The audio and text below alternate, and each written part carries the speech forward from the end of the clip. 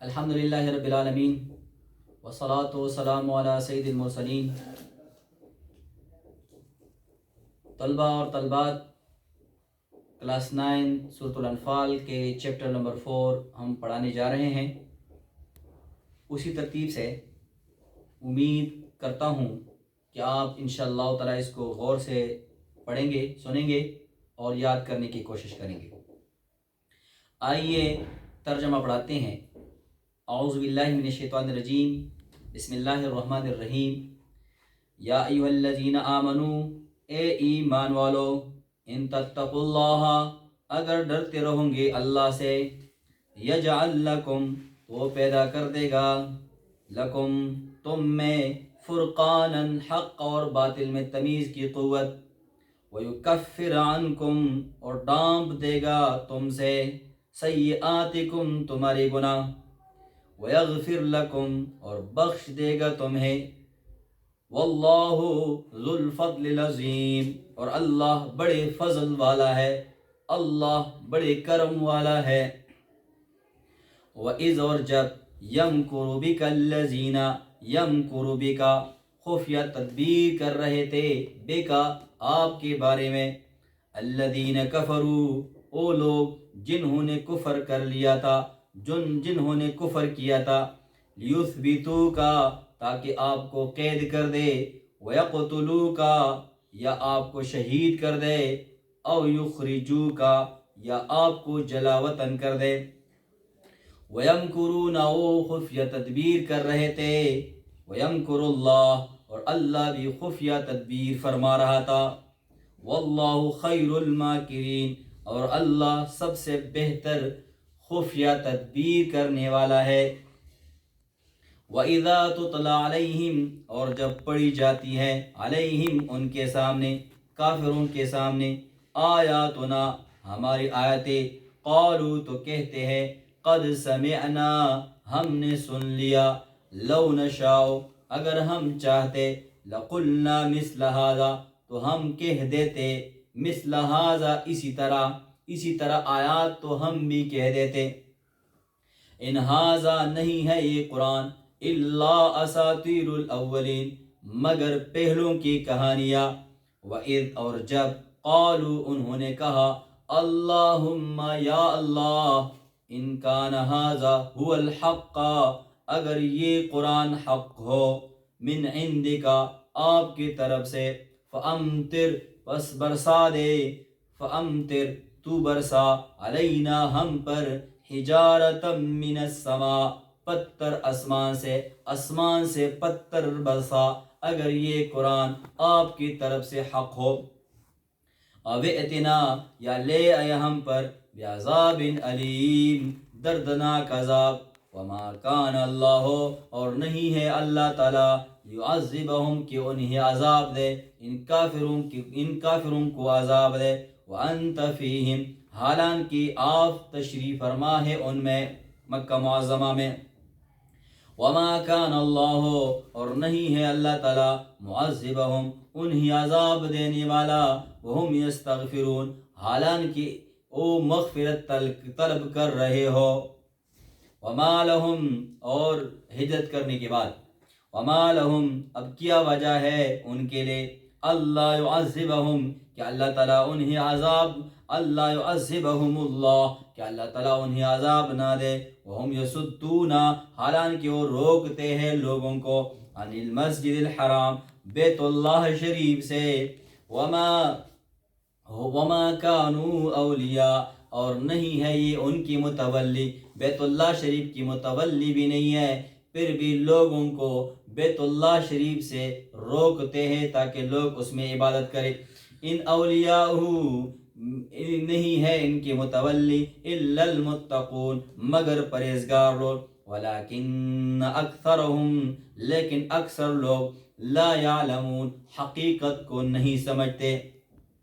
وما کان صلاتہم، اور نہیں تھی ان کی نمازیں، کافروں کی، مشرکین مکہ کی نمازیں نہیں تھی، عند البیت، خانہ کعبہ کے پاس، الا مکاءً، مگر سیٹیاں بجانا، وتصدیۃً، اور تالی بجانا، یہ مشرکین مکہ جب بیت اللہ شریف کی عبادت کرتے تھے تو برہنہ ہو کے سیٹیاں بجاتے تھے اور تالیاں بجاتے تھے اور بغلوں میں ہاتھ رکھ کر آوازیں نکالتے تھے. تو اللہ تبارک و تعالیٰ فرماتے کہ ان کی عبادت تو اسی طرح ہے. فذوقوا العذاب پس سو چکو عذاب بما کنتم تکفرون اس وجہ سے کہ تم کفر کیا کرتے تھے.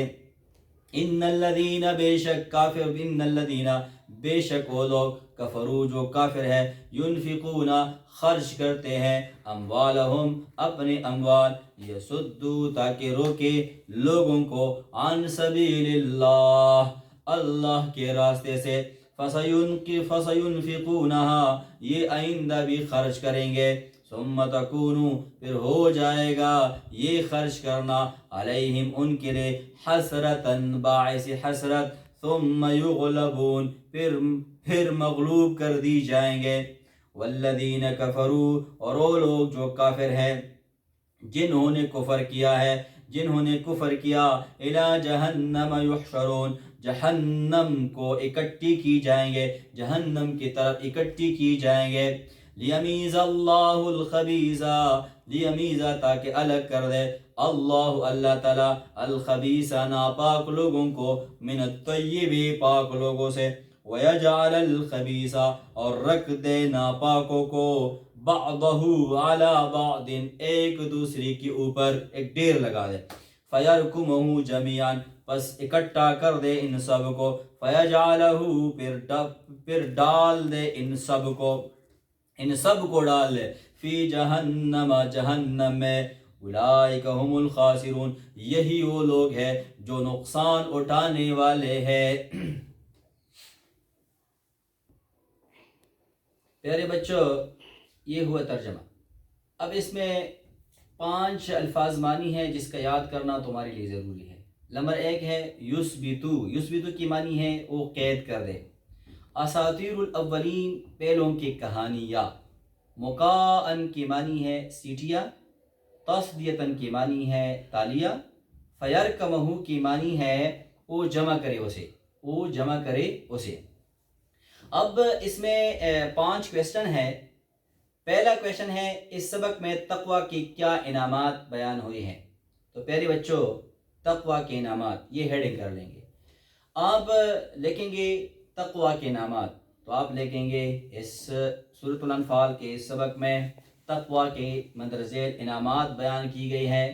نمبر 1 نعمت فرقان. فرقان کہتے ہیں حق اور باطل میں تمیز کی قوت کو. حق اور باطل میں تمیز کی قوت کو کیا کہتے ہیں؟ فرقان. مطلب تقوی کے ذریعے اللہ تبارک و تعالی متقی انسان میں ایک قوت پیدا کرتا ہے جس سے وہ آسانی سے حق اور باطل میں تمیز میں فرق کر سکتا ہے. ایک نور پیدا ہوتا ہے.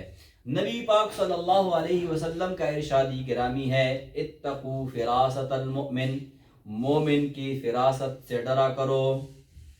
هو ينظر بنور اللہ وہ اللہ کی نور سے دیکھتا ہے.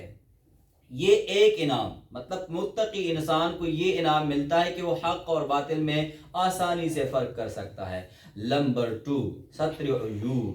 مطلب متقی جب انسان متقی بن جاتا ہے پرہیزگار بن جاتا ہے اور اس سے انجانے میں کوتاہی میں کوئی گناہ سرزد ہو گیا ہو کوئی کوتاہی سرزد ہو گئی ہو تو اللہ تبارک و تعالی ان کی عیوب اور ان کے گناہوں پر اپنی قدر کرم کی چادر ڈال دیتا ہے تاکہ ان کی گناہوں پر کسی کی نظر نہ پڑ جائے. تو اللہ تبارک و تعالی ان کی کوتاہیوں پر ان کی گزشتہ گناہوں پر اپنے کرم کی چادر ڈال دیتا ہے. کسی کو ان کو ظاہر نہیں کرتا کسی کو ان کی گناہوں کو ظاہر نہیں فرماتا. نمبر 3 ہے بخشش. مطلب جب انسان متقی بن جاتا ہے پرہیزگار بن جاتا ہے اللہ سے ڈرتا ہے اس کے رسول سے ڈرتا ہے تو اللہ تبارک و تعالی اس متقی انسان کے گزشتہ گناہوں کو معاف فرما دیتا ہے. مطلب یہ کہ متقی انسان کے گناہوں کو رب تعالی معاف فرما دیتا ہے اور وہ ان کی نیکیوں کے ذریعے ان کی گناہوں کو ختم کر دیتا ہے. مطلب ان السیئات یذہبن ان الحسنات یذہبن السیئات، کہ ان کی نیکیاں جو ہے ان کی گناہوں کو ختم کر دیتا ہے۔ یہ کویشچن نمبر 1 ہو گیا پیارے بچوں۔ اب آتے ہیں کویشچن نمبر 2۔ کویشچن نمبر 2 ہے وَإِذْ يَمْكُرُ بِكَ الَّذِينَ كَفَرُوا میں کس واقعے کی طرف اشارہ ہے؟ تو آپ اس کویشچن کا ہیڈنگ دے مشرکین مکہ کا اجلاس، مشرکین مکہ کا اجلاس۔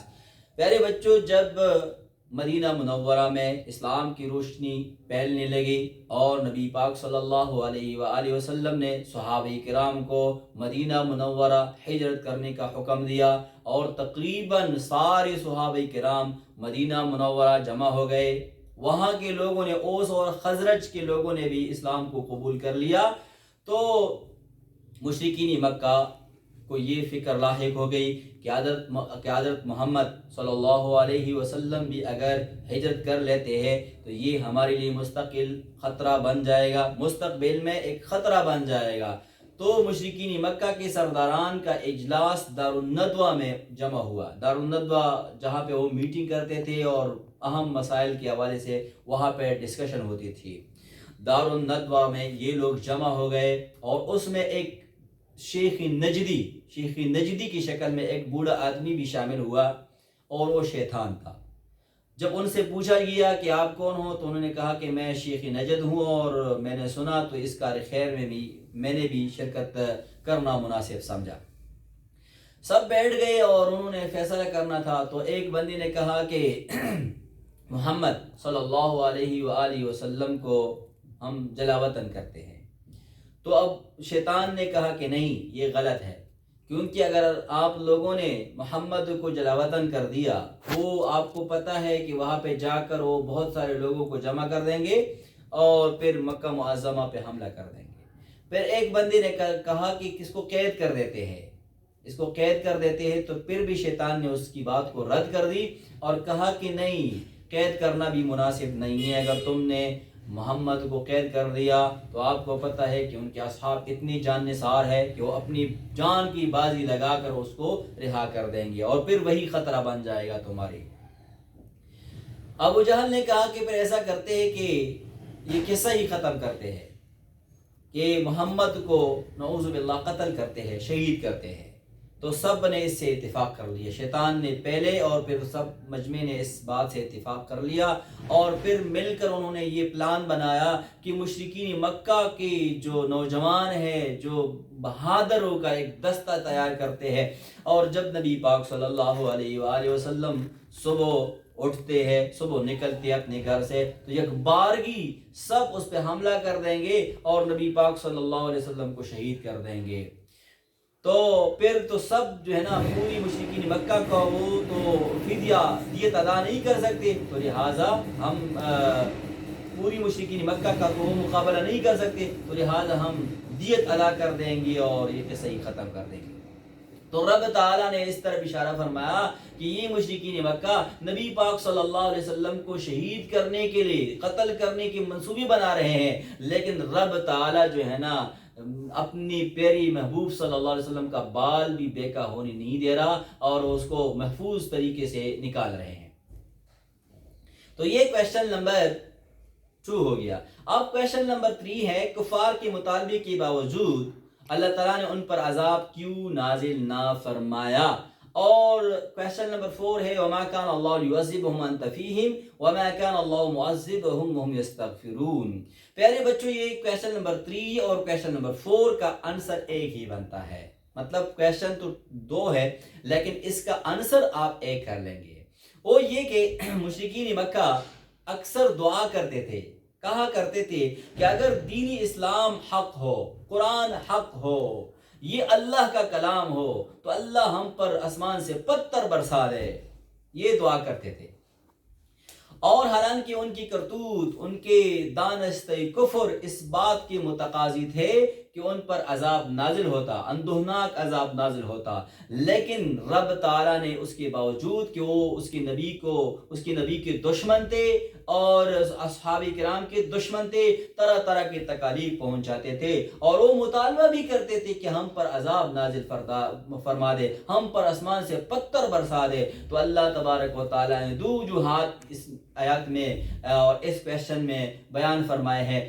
ایک وجہ تو یہ ہے، ایک سبب تو یہ ہے، فرمایا کہ وَأَنْتَ فِيهِمْ، اے نبی پاک صلی اللہ علیہ وآلہ وسلم آپ ان میں تشریف فرما ہے، مطلب آپ جب تک مکہ معظمہ میں ہیں تو ان پر عذاب نہیں آئے گا۔ اور دوسری وجہ یہ بتایا کہ اس میں مکہ معظمہ میں ایسے غلامان رسول موجود ہے، نبی پاک صلی اللہ علیہ وسلم کی غلام موجود ہے جو ہر وقت استغفار کر رہے ہوتے ہیں، تو لہٰذا جب آپ موجود ہو اور استغفار کرنے والے لوگ مکہ معظمہ میں موجود ہو تو کافر اگرچہ مطالبہ کرتے ہیں عذاب نازل ہونے کے، لیکن پھر بھی رب تعالیٰ عذاب نازل نہیں فرماتا۔ اس آیت کا ترجمہ مطلب یہ کہ میں نے تو آنسر سنا دیا، اب کویشچن کے جو ترجمہ ہے میں نے ترجمہ بھی پڑھایا ہے، اب دوبارہ سن لیں۔ وما کان اللہ، نہیں ہے اللہ تعالیٰ، لیعذبہم کہ انہیں عذاب دے، وانت فیہم اور آپ اس میں تشریف فرما ہے، وما کان اللہ لیعذبہم وہم یستغفرون، اور نہیں ہے اللہ تعالیٰ، وما کان اللہ معذبہم اور نہیں ہے اللہ تعالیٰ عذاب دینے والا انہیں عذاب دینے والا، وہم یستغفرون اس حال میں کہ وہ مغفرت طلب کر رہے ہو۔ پیارے بچوں، اب کویشچن نمبر 5 جو آخری کویشچن ہے، ان الذین کفروا ينفقون اموالهم، اس کا ترجمہ کریں گے، ان الذین بے شک کافر لوگ، ان الذین کفروا بے شک کافر لوگ، ينفقون اموالهم خرچ کرتے ہیں اپنے مال، یسدو تاکہ روکے لوگوں کو عن سبیل اللہ اللہ کے راستے سے، وسینفقونها اور آئندہ بھی خرچ کریں گے، ثم تکون علیہم حسرتاً پھر ہو جائے گا یہ خرچ کرنا ان کے لیے باعث حسرت، ثم یغلبون پھر وہ مغلوب کر دی جائیں گے۔ اس آیت میں رب تعالیٰ نے فرمایا کہ مشرکین مکہ اور کافر لوگ اللہ کے راستے میں رکاوٹ بن رہے ہیں اور اس کے لیے بے تحاشا اپنے مال و دولت کو خرچ کر رہے ہیں، اور آئندہ بھی یہ خرچ کرتے رہیں گے، اور یہ سلسلہ ابھی نہیں ہے، یہ ہمیشہ سے طاغوتی قوتوں کا یہ حال رہا کہ انہوں نے اسلام کے خلاف آواز اٹھانے والوں پر بہت پیسہ خرچ کیا، وہ بہت پانی کی طرح وہ اپنے پیسوں کو اپنی دولت کو بہا رہے ہیں تاکہ لوگ مسلمان نہ بن جائے اور لوگ اسلام سے بدظن ہو جائے، لیکن اللہ تبارک و تعالیٰ نے اسلام کی شمع روشن رکھی اور روشن رہے گا۔ تو یہ خرچ کرنا، یہ اب تو خرچ کرتے ہیں کافر لوگ اور آئندہ بھی خرچ کریں گے، لیکن یہ خرچ کرنا یہ ان کے لیے باعث حسرت ہوگی، مطلب یہ قیامت کے دن بہت پچھتائیں گے، بہت افسوس کریں گے کہ ہم نے کیوں فضول قسم کے مطلب اسلام کی دشمنی میں، پیغمبر اسلام کی دشمنی میں اپنا دولت خرچ کر دیا ہے، اور خرچ بھی کرتے ہیں اور پھر بھی اسلام کا جو ہے نا چراغ وہ روشن ہوتا جا رہا ہے، اور یہ ذلیل و خوار ہوتے جا رہے ہیں، اسلام دنیا میں پھیل رہا ہے اور دنیا میں اسلام کے ماننے والے روز بروز بڑھتے جا رہے ہیں۔ یہ اس وقت کی بات کر رہے ہیں نا، اور اب بھی الحمدللہ سب سے جو زیادہ پھیلنے والا مذہب اور سب سے زیادہ پھیلنے والا دین وہ اسلام ہی کا ہے۔ تو اللہ تبارک و تعالی ہمیں اسلامی تعلیمات پر عمل کرنے کی توفیق عطا فرمائے اور ہمیں دنیا اور آخرت میں کامیابی عطا فرمائے۔ وآخر دعوانا الحمدللہ رب العالمین والصلاة